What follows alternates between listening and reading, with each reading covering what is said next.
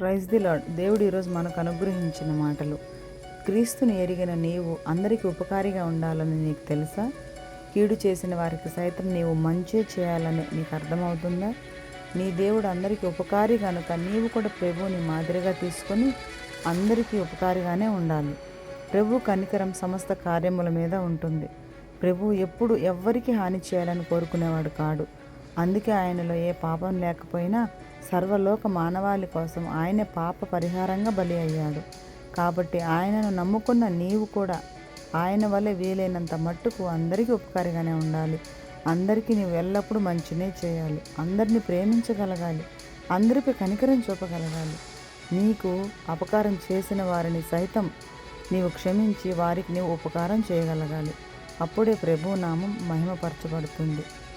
అటు జీవితాన్ని ప్రభు మనందరికీ దయచేయును గాక. ఆమేన్.